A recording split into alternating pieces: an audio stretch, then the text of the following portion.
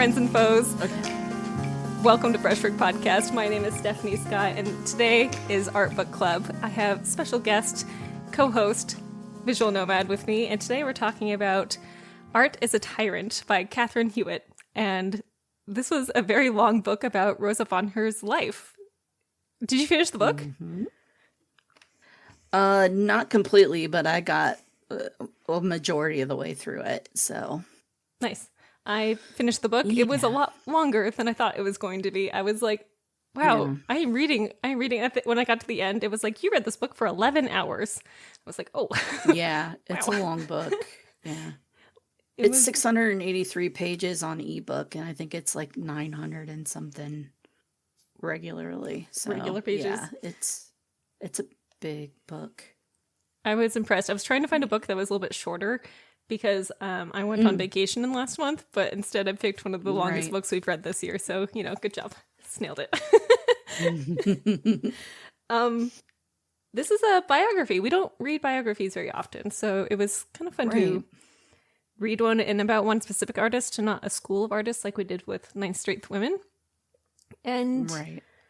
it's about her whole life. It starts off with her parents and how they met, and it goes through every phase of her life until a little bit after her death. And it goes through so many little details and about all of her relationships, and it goes into her dramas and her like accolades and like the political revolutions she grew up with and through, and and how she dealt with her family. And it felt like very well researched. I feel like there were so Yeah. many notes at the end of every single chapter. It was like pages and pages of notes and references from where the author got her information from, and it just felt like I was seeing Rosa in a whole new light. And I really liked this book. What did you think?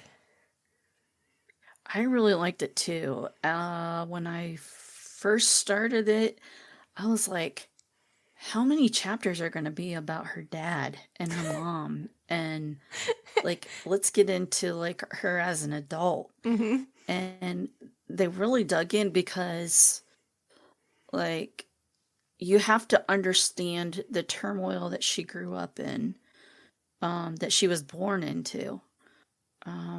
If anybody's ever seen Les Miserables, she grew up during this time. Mm-hmm. And it literally was on her front doorstep. Like, they were afraid that they were going to get killed because the revolt was literally right outside their window. Luckily, she was a curious child and not scared easily. And Yeah. she was like fascinated by all the people and what she saw and the animals and all that. So, yeah, it's really interesting to see how many battles she grew up in as France wrestled to figure out what it wanted to do with itself. Mm-hmm. And as the French are known to do, they are not quiet. If they are not happy, they will let you know they're not happy. And they will not do anything until you change. So, yeah. It was It's very interesting. a wild beginning. I Mm-hmm. was impressed on how many cults her father got into during this book. Right. It was just like Right. one after another. And Right. how easily and how desperately he wanted spiritual fulfillment that wasn't a church, and how he just Sure. kept finding different kind of like radical people to hang out with, and how it affected her life. Mhm. And Yeah. her mother was, I guess, more highborn than her father was. Like, she had like rank. Yes. And then Yes. basically died a pauper. Just her father just ran that family into poverty all the time. Right. And Right. it's interesting. I think, I just said all that, and it kind of like paints her dad in a poor light, a terrible light. Also not wealthy, but it was interesting to see how radical his thinking was, and how that really changed the way she looked at the world. He was like really into feminism in a way that was very fresh in this perspective, like Right. his cults were all about like, can women have voting rights? Meanwhile, Mm-hmm. they're like trying to dismantle a monarchy, and it was it's interesting to see how that thought and being around that kind of conversations when you're, 3, 4, 5, 6 years old, and how it persisted throughout her teenage years and into her 20s, and how she never seemed to be forced into traditional gender roles, at least by her father, which is a Mm-hmm. huge force. Right. And she's a she's an interesting gal. She's funny. She was like Mm-hmm. very comedic, and she was very Yeah. um kind, and I think she put her family first in a way that I haven't seen from a lot of artists that we've studied before. Right. Right. It was all about taking care of my family, taking care of my siblings, taking care of my nieces, my nephews, all of those people, until the day she Right. died, really. Well, and you got to remember that that stems from her childhood. Mm-hmm. So Rosa was born, her parents were doing all right. Her dad had a job at that point, her mom had a job. They were doing okay. It was tough, but they were doing okay. Then her mother got pregnant with her brother, August, and that plunged them into poverty. Her father got wrapped up in, like you said, in trying to find religion, and her mother was left to not only raise two kids and take care of the house, but she also had to make money in order for them to eat because her father wasn't making any money really. And so then, um, after August was born, her brother, what is her second brother's name? It starts with an I. I'm trying to remember. Isidore? No. Isidore. Yeah, Isidore, Isidore yeah. was born. And and that really made things hard. And at that point her mother was extremely depressed. She was frustrated with her father. Um, she really didn't know what to do, and she just tried to do the best she could. And um, then her sister Juliet was born. Mm-hmm. And shortly after Juliet was born, her mother passed away. Um, She seemed to pass away and from lack of energy, like just totally wiped out right, as a human, just like yeah, that, but also she was kind of just a broken exhausted. heart. It was kind of implied. Yeah. Her Rosa's father joined a group that enforced celibacy, and it like caused Mhm. this major rift in the family. Yeah. And at that time, the Parisians thought the group called the Saint Simonians, Mm-hmm. they thought that they were like debaucherous. And they're like, no, we've actually taken a vow of celibacy. Like, ask our spouses. And so there was that whole thing. And Saint Simonianism kind of wove its way all the way through Rosa's life. She was basically inducted into the Saint Simonian order in her like teenage years, early teenage years. She was like 12. And so she kind of carried bits and pieces of that with her throughout her life. And like you said, I thought it was really interesting. Like when she was born, her parents didn't really know what to do with her, mainly her father. Her mother was just like, whatever, she's great. She's a blessing, And her dad was just like, she's rambunctious and, she's great, but I really don't know what to do. And she doesn't act very feminine. And like, I think his biggest worry was he didn't want her to be ostracized and um, kind of cornered by people because she wasn't. He was more fearful for her well being than anything else. And after her mother died, he had a really, really, really hard time. And he basically told Rosa at like, I think she was 11 or something like Mm-hmm. that, that she needed to go to work. And like at that point, like with school and everything, she had come to the point where she couldn't sit still at school. So her dad basically took her home, and like her dad was a an art teacher to begin with. And so he started teaching her since she was like, I don't know, 4. She was always like drawing, and he saw her knack for that. So he was like, well, let's just have her do that. And she got involved in side jobs here and there where she would have to use her artistic skill and that kind of thing. And she got into, I think, sewing and stuff for It was somebody for sewing. money at one point. Yeah. She's known as kind of a multimedia artist because she was also a sculptor as well. So she had entered a bunch of stuff. And by the time she was 11, she had already gotten a piece in the salon in Paris, which is So insane. unbelievable, So insane. like insane. And so her and her dad both had pieces in the show. And over time, like the salon became something of a benchmark for her.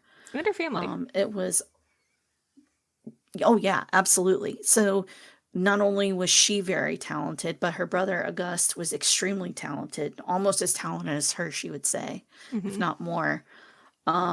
Same with her 2 other siblings. They all taught art or did art of some sort throughout their lives. And so, but back to like the whole being involved with family, it got to the point once her mother passed away that her father couldn't take care of all of them. He just did not have the capacity for it. And he immediately sent Juliet off to a family friend to live, and she was raised by them. And then her brothers were, I can't remember where, each one of them was sent somewhere else. They were sent somewhere else. One And was a over, boarding school, and then one got enlisted. right. Well, that was later on though. Isidore got enlisted later on. But, or was it Auguste enlisted? I think they I don't both think, were. I can't remember I don't know if her oldest details. brother was enlisted or not, but like, yeah, boarding between boarding school and all of that, they were all split up. And Juliet had never really known her whole family to be under the same roof most of her young life. Hmm. And so that was something that she always worked to do, was to finally get them all under the same roof. And that didn't happen until she was in her 20s. She made enough money, and her father had married a widower who was fairly well off and had a nice home. And they were all able to move in under the same roof at that point. And they all did art together. They had, and the funny thing is she's known for animal paintings specifically. And you think, oh, well, she just went and, painted these scenes and whatever. She literally built a farm in that house. Wait. They Let had me so illustrate many. this more. Okay, Okay. imagine like an apartment, not even like a house, but Hmm. like a flat. And in Yes. this flat Yes. is like a donkey, some sheep, a lot of like different kinds of birds and rams, just like everything, every animal you could possibly think of in this like little flat, like a pig. And some animals would come in and Hmm. out, and she would just like, they just had like this menagerie inside their house, Yes. and including all the smells and mess that come with having an animal nearby. Yeah. Wild. Can you imagine renting to Yeah. someone like that? I know. Like they basically had like this grass area in their studio where the animals would stand so that they could, paint them and stuff. And then they had a small like yard outside where they were able to like let the animals kind of run around for a little while. But her life was always marked by having a menagerie around her. She always literally had a farm inside of her studio. It was Hmm. insane. One of her studios, like one of her largest studios that she had gotten at one point in Paris, that was given to her. She had one half was the actual studio itself, and it was kind of a building that had a courtyard. And then she had basically a stable and a farm on the other half of it that was like divided by this like archway. And like it was just insane how she incorporated that into her life. And it even goes so far as she goes to Scotland and she sees a cow. And she is so struck by this cow that she instantaneously buys it without thinking, how am I going to get this back to France? She just buys it. Because at that point, she has money. She has a nice home. It's not that she can't house the animals. It's literally the transportation issue that is the problem. Wild. And she wasn't able to get it past customs. They wouldn't let her import the animal into France. So she eventually had to like give the animal back. But like she was she bought a dog when they were in the Pyrenees. She fell in love with the dogs and she bought a Pyrenees hound and like raised Really it big and then dogs. like brought it back with her from the trip somehow. Yeah, giant dog. Wait, did you like the get to ones that you like see like bring brandy to people whenever there's avalanches, Yeah. like that. Yeah, like an enormous dog. It's basically a Yeah. small horse. Did you get to the part where she gets cats? Mm, I don't ever remember cats. Okay, But was all that right. later in her life? So later in her life, she's like in her 50s.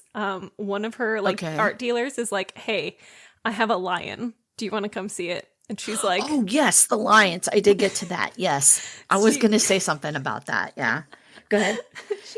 she goes over and she's like, "Can I touch the lions?" They're like, "Yeah, we raised these lions like they were since they were cubs, and it's giving Tiger King, right?" And you're just like, "Okay." And so she goes and she like handles them, and she's just like, "I love big cats. Big cats are magic. They're amazing." And then she goes home, and like a month later or so, she gets this like knock on her studio door, and her and Nathalie, her like not wife, is like opens Yeah. it and she's just like, "Hey Rosa, there's something here for you," and it's a lion cub. It's two of them. um so she just like raises these lion cubs in her tiny apartment. And then she No, like she moves them was- back and she- forth with her big house out in the country, which is an estate we'll Oh, talk okay. about. Okay. Yeah. Yeah. She just like keeps them with her like all the time as she's raising them, and they became her like friends, and she painted them, and like That's so funny. it's wild. It's wild. Yeah. Literally wild. Yeah, it's wild that she had lions because you're like, cows, horses, pigs, sheep, that kind of thing. Like your like Noah's normal Ark. farm animals.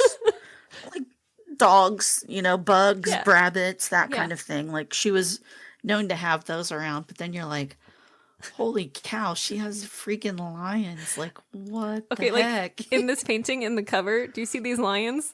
I'm blowing it up for you. Those lions are ones that she's just had in her studio. Those are her lions. They're not just Right. like she went on a Yeah. safari somewhere. No, they're hers. No, they're hers. Yeah, they're at her house.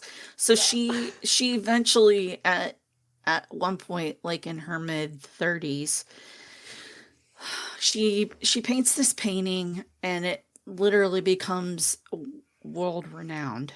And she is offered like 30,000 francs or something like that for it, and from like the government, I think, at some point.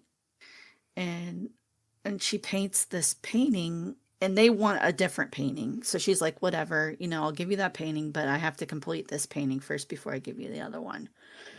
And so she becomes known for this painting. It travels to America, and it's pretty crazy, but she was able to make enough money from this painting to buy this home in southeast France. Yeah.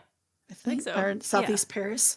Yeah, like right outside of Paris, in one of the rural spaces, and it's this beautiful forested area with this magical chateau that somebody had basically said, "Hey, this is up for sale. Do you want it?" And she went and she was like, "Absolutely," because she is like master hermit, and she's like, nobody will bother me here because She's like at a her celebrity studio in at this Paris, point. Yeah. yeah, people would constantly drop in on her while she's working and she could never get anything done and it drove her nuts. So she's like, if they come there, they're going to have to let me know before they come because it's such a far enough ride that they're not just going to like pop in on me. Yeah. And so it worked out really well for her that she could, do that. Now she did have a couple people pop in on her and it almost backfired on her. So at one point she has the princess, basically, I think is who she was. She was the princess of France. Mm-hmm. Big fan they of had a palace. They had a palace in the town where her home was. And so she was actually visiting the palace. Well, Natalie, her friend that lives with her, says, there's somebody here for you. And she's like, what? And she's like pissed, like super pissed. She's like, don't they know I'm working? They need to call before they come. And Natalie's like trying to talk her down off a ledge. And she's like, no, just come with me. Okay. Just come downstairs. And she's literally in. So she had to get permission to be able to wear pants. Like every 6 months, she had to go to the police and file a form so that she could wear pants. And basically it was because she needed it to work in. Like it was too hard for her to run around and paint what she was painting in a dress. And so, so she's in her painting clothes and she comes downstairs and this princess is literally in her house. And she is like, oh, like as she's getting ready to scream at them.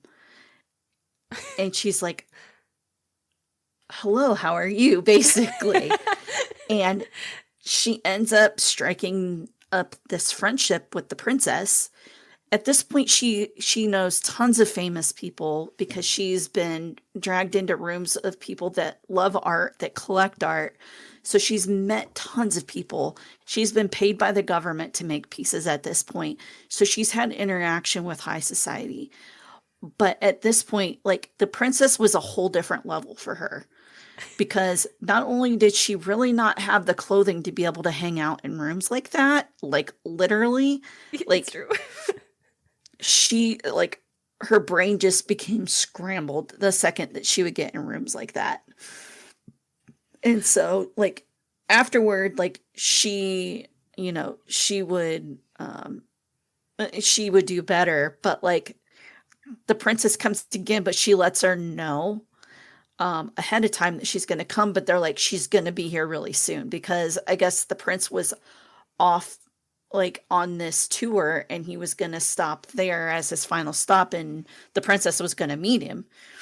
And so they're like, she's going to be coming soon. Well, Natalie decides that she's going to clean up and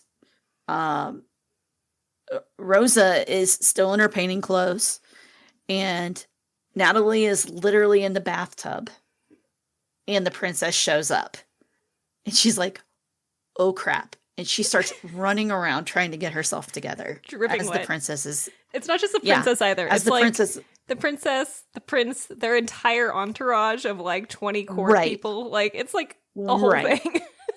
Yeah. Their hair is wet. Yeah. Like it's a legit, like at this point she is garnered enough favor with the royal family that they come to visit her, they enjoy her company. And so they stopped in and of course Natalie got caught off guard and that was another, like when the princess shows up, it's always this like fiasco because it's always last minute. And like, even when they get a heads up, it's still, they get caught off guard. Like Rosa, she's just that way. She needs a doorbell that's like 3 miles away from her house as like a heads up. Right. Like... So yeah, it's just super funny. Like her life is I don't wild. know, like, and one thing, like you mentioned 9th Street Women, literally Rosa Bonheur was 9th Street Women almost 110 years before 9th Street Women. Mm-hmm. Like, that's insane to me. Like, she literally paved a way for all of this. Because before this, women really didn't get any notoriety. They weren't like, it was looked at as a man's job. Like, women were too fragile to be able to paint and paint well. They weren't allowed to get into the And salon. They weren't allowed to right, win awards. And after Rosa, right. women artists in France Yeah, were a very popular thing. And I feel right. like the relationship with the princess there was also interesting because the princess was a big Absolutely. fan of the arts and funded a Right. lot of art projects, not just Right. painting, but theater and music and things like that. And don't we all And want a she was a Patreon? champion of women as well, which Hmm. I thought was really cool. And I think that's kind of where her and Rosa connected. The princess was from Spain. Hmm. So she wasn't of French descent initially. The French people were not happy that she was brought in as royalty. Um, but they ended up loving her. And yeah, she was huge because she was probably the reason that Rosa got the honor that she did, that no other woman artist had ever gotten. Like, there was a nun, and I can't remember who else. Like, there were literally like two women that had ever gotten this honor, and neither one of them like did art. They were, like humanitarian people. And so, just to see how, even despite, like, we talk about like paparazzi and, comments people make on, Instagram and all of that. And they basically had the same thing. They had their tabloids Hmm. from back then, and they constantly, like, she would get a lot of positive comments, but then there were people that would just take shots at her because she was female. Yeah. And she was really good at shrugging them off sometimes. And a lot of times she won the people over. Like, eventually they would come to her side, because she was such a nice person. Like, she looked gruff at first, but if you got to know her, she was madly hilarious. Like, she was constantly joking around. Like, that was her thing. Like, her and her siblings always would play jokes on each other and always goofing off. And that was just a lifelong thing for her. Like, she was always doing that, getting in trouble and stuff. I think it's amazing So, how cheerful of a personality her and her family have, despite being surrounded by yeah. so much Yeah. revolution, Yeah. just constantly over and Yeah. over again. And that's kind of hopeful. I feel like we got to talk Right. about her relationship with Nathalie, um, with her Yes. Do. with her long term love.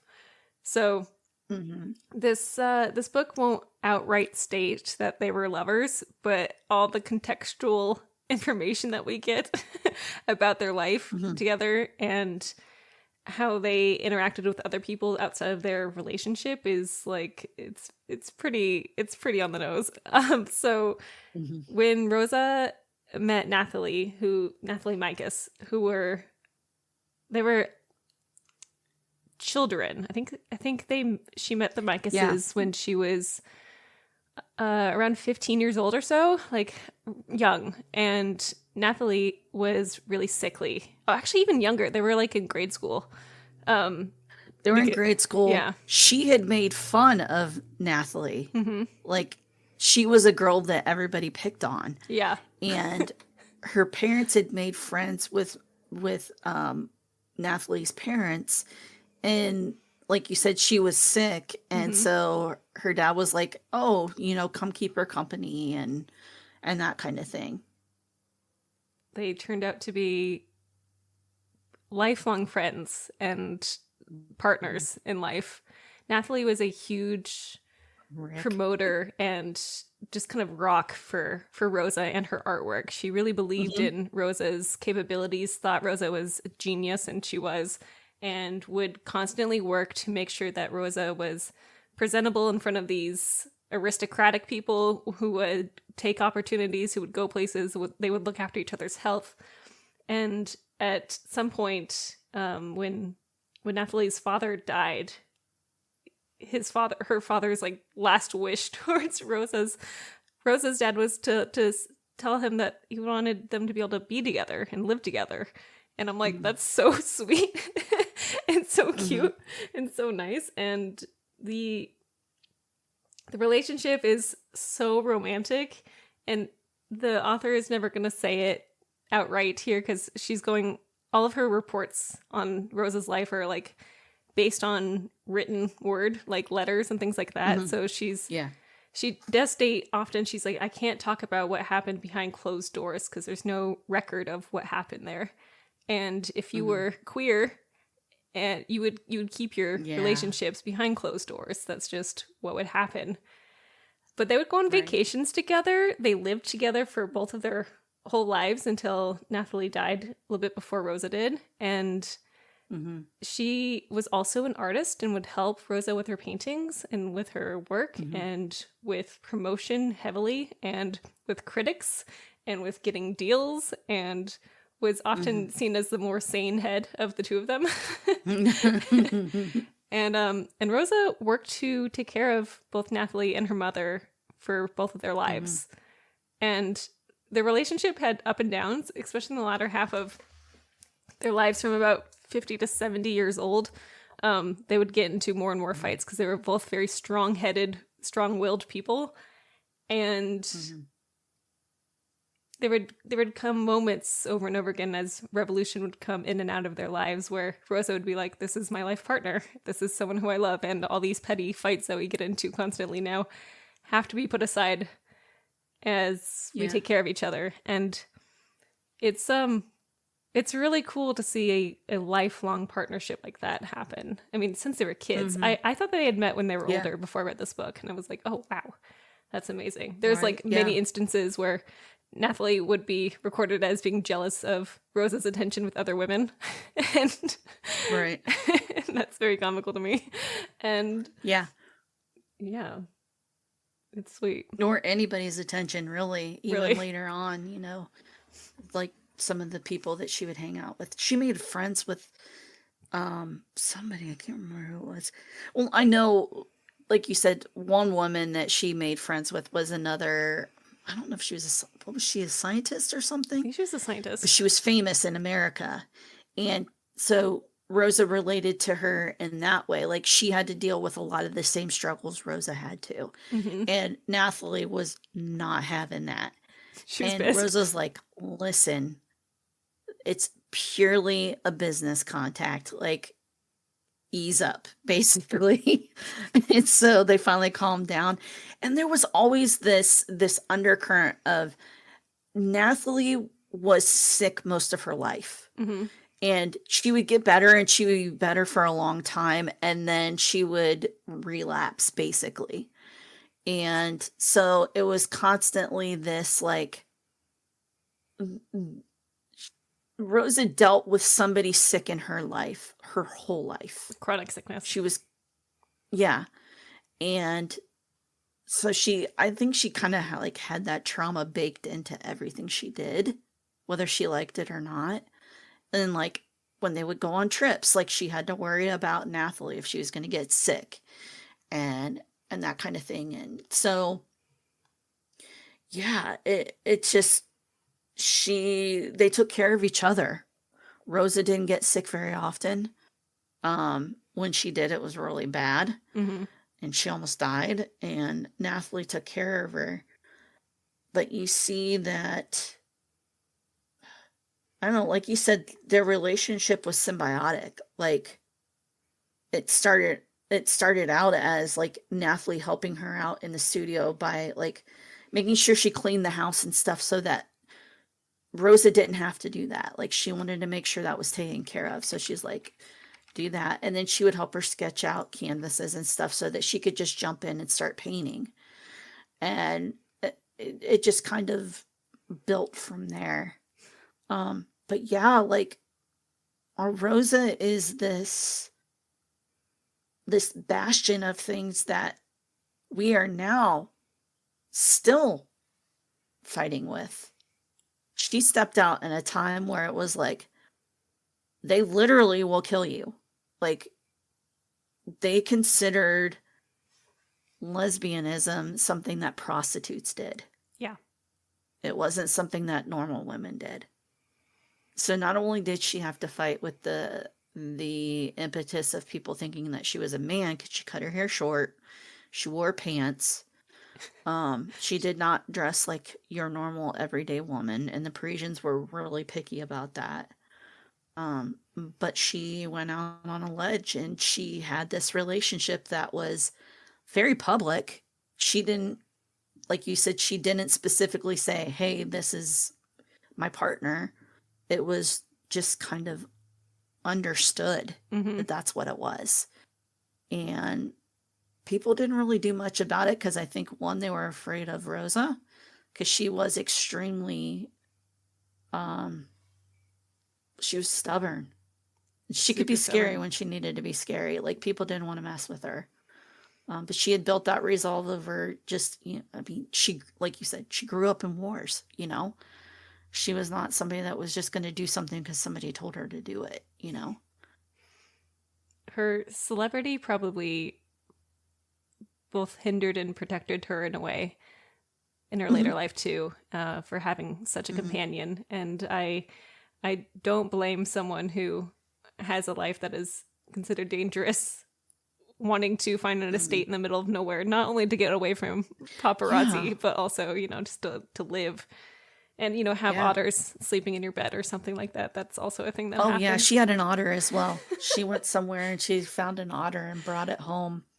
And the story is that when she was gone with Nathalie in the Pyrenees, that Nathalie's mother wrote a letter that said that the otter had snuck into the bed with her and she didn't know it. And so the mattress and the sheets were wet Soggy. and it can, like, it would do that quite often. And her mother would get so mad. It's so funny. But she's like, he's so cute. How can you not? So good. What I really liked about this book is that there's so many great photos and images and etchings and paintings of Mhm. Rosa because she was surrounded by other artists and her family were artists. Yeah. And there's Yeah. really great paintings of her at her easel and her with her animals, and it's cool because you can really see one, how she ages, and two, how Hmm. much she loved animals. And I think that's one of the Oh, real yeah. beautiful things about her life. Towards the end of the book, we get into life after Nathalie dies. Hmm. She dies from health complications. It gets her in the end, and for about a year after her death, she was really lost, and she would be Yeah. with her family, and some of her siblings had died at this point, and she really Hmm. struggled. And one day someone comes to her house in Bai, and it's this young woman. She's an American painter, and her name Hmm. is Anna Klumpke, and Hmm. she just has like starry eyes about Rosa, and she's just like, Rosa's amazing. And Anna is there with her father, and they're like, can we come into the studio? And Rosa turns him away at first, but then they come back, Hmm. and it sparks a relationship that takes Rosa into her death, and in a good way, in a caring way. And Anna and Rosa lived together for about, was it 10 years? I don't know if you got to this part.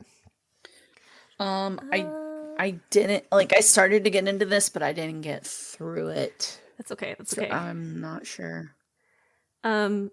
Anyways, it was for a couple of years. So Anna becomes a student of Rosa. She starts learning from starts learning from drawing. She does beautiful portraits of Rosa, and they sort of fall in love, but also it becomes kind of a Mm. matronly sort of Hmm. relationship. It's a very blurred sort of relationship, but basically Anna 'Cause how Klumpke old was comes she in at that point?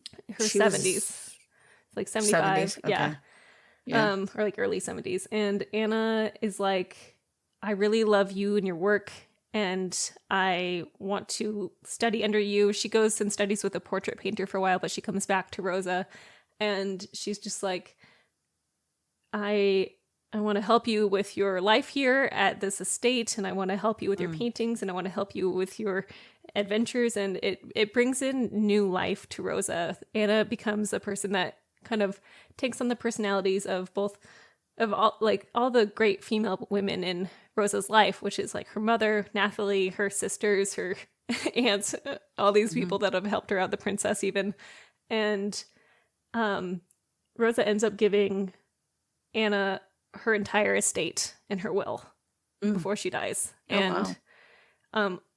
Anna becomes the person where she distributes all of Rosa's paintings. She handles who gets what, including like what goes to Rosa's family members that are surviving. And after her death, it becomes like a big problem and a lot of big drama about Sure. what artwork goes to auction and things like that. It's kind of interesting to read about at the end. But yeah, Anna really, really loved Rosa. And for several generations after Anna Klumpke dies, her family took care of Rosa's estate until as recent as 2013, which is amazing. Oh, wow. And at that That's point, crazy. the estate got sold and is now run by someone who's preserving Rosa's legacy again. But Oh, wow. it's wild, yeah, that love just like went through many generations of people, and Yeah. just what a cool lady and what a cool biography to read. Yeah. Yeah. Because it was such a pivotal time in history. Like, she goes to England for the first time, and they had basically just resolved the issues that they had with steamboats to be able to go across the channel Yeah. to get from France to England. And it made it so that you could get there within like a couple hours or whatever. So even that was like new technology, like Mm-hmm. steamboats were. So it's like to see all of that evolve at that point for travel, especially because she was extremely well traveled. At least around Europe, she Mm-hmm. was very much about traveling. And so, yeah, it's just interesting to see. And to think that, again, she grew up during the time of Les Miserables. Like, you see the barricades and, they stormed the Bastille, and, the fact that it was literally on her doorstep, and you're like, wow, like, how did she live through all of this? Like even the Prussians are like trying to invade France, and she like basically locks down the Her chateau estate, at Bye, yeah. and she's like, we're cutting things thin, like, anything extra, we're gonna like donate grain. Like, she would send food to her sister and to her family, and like, she was just very lean during that time because she was afraid that they were going to come to the chateau. And Mm-hmm. she even said, if they show up at the chateau, I will burn everything to the ground, and I will take at least 2 of them with me before I Including the go. animals. Yeah, including the animals. Like, she had talked about slaughtering the animals so she wouldn't have to do it then. Yeah, like, it's wild. It's wild to see. And it's, and that's somebody that has seen this over and over and over again. At this point, she's really concerned. And to see her that concerned to where she is like paranoid is odd, because she was never paranoid during those other times. She seemed to be able to get through it where life didn't have too many hiccups. Like, it was tough, but it wasn't like she wasn't seeing all of this death and stuff in front of her directly for the Mm-hmm. most part. Mm-hmm. So, yeah. Wild. I really liked this book. Me too. Yeah, it's a great biography. It reads really easy, and I like that the author put little cliffhangers at the end of each chapter, so you keep reading like it's juicy. Yeah. And yeah, this was like a 4.5 for me. I really enjoyed this book. Yeah. Yeah, I'd say either 4 or 5. Yeah. Mm-hmm. It was just really, really well written. It didn't get dry. Mm-hmm. She's definitely a character. So there was always something. Be it an otter or a lion or whatever. This author has written other biographies. One of them is about Renoir's dancer. Um, Mm. so I will probably read that one on my own at some point because that sounds really cool. And yeah, I think she's just a fabulous author. I love her. I like Yeah. biographies when they're well written. I'm just like, oh, I feel empowered. Right. I want to paint now. Like, this is exciting. Because I think she did it, at least for me, she did a good job of like immersing me in that time. Mm-hmm. Like you could feel it. And I think that was why she intentionally set out writing the beginning the way that she did. She had to build that Set the stage. scene so that you understood, you know, what daily life was like, so that whenever some of those things happen, you're like, oh yeah, that's jarring. Like, oh wow. And so yeah, she did a fantastic job with it. If you want to see Rosa's artwork, they have some really high definition photos on the Met's website of the Horse Fair, which is her crowning piece, I think, from her like masterpiece from her life. And you can get into real detail there. It's a huge painting, so it's pretty cool to see. And a lot of other major museums have pieces from her work, and that's really fun. Yeah. Any last thoughts on this book? Read it if you haven't. Read it if you haven't. I mean, we kind of give you the audiobook version in the last 40 minutes or so, but like it's really good. But there's so much more to it. Like there's a lot of detail. Yeah. It's worth reading. Yeah. I really liked it for the romance. It's a long one, but it's worth it. Yeah. It was fun. I was like, oh, this is sweet. Did you know that Rosa and Nathalie are buried together? I'm like, stop. Really? Yeah. I did not know that. Wow. So sweet. Doesn't surprise me, but yeah. Well, the next book we read is not a biography. This book is one I picked up on a whim at a bookstore because it looked good. Oh, man. Hope it's great. This is called Make Your Art No Matter What. And I feel like as a front statement, that's something I can get behind. So I hope we like this book. It is not super big and it has very short chapters. And it covers things about time management and fear and money and isolations and thinking. Those are some of the titles or the chapter titles from this book. And it's about kind of giving over art blocks, I believe. So that's what we're going to read next. That's for next month. That's for our July, I believe, 14th date. Let me double check that. Okay. Yes, July 14th at 3 p.m. Pacific time. We're back to second Sundays. This is going to be great. And yeah, it's going to be good. I think this was such a fun read. I really, really liked it. So anyways, I'm excited for Make Your Art No Matter What. I think it's going to be good. It's by Beth Pickens. And yeah, that's it. What do you got going on next? Do you have anything you want to talk about or share? Not really. Nice. I'm kind of boring right now. So boring. I have the Summer Art Marathon is happening right now. The next start date is July 1st. If you want to make art with me, you should join the Discord, the Arts and Crafts table. We are doing 60 days of art making. A little bit every day. I think it's fun. You should check it out. Anyways, I'll have a link to that in the description. And yeah, that's it. Make good choices, everyone. I'll see you next time. Peace out. Goodbye.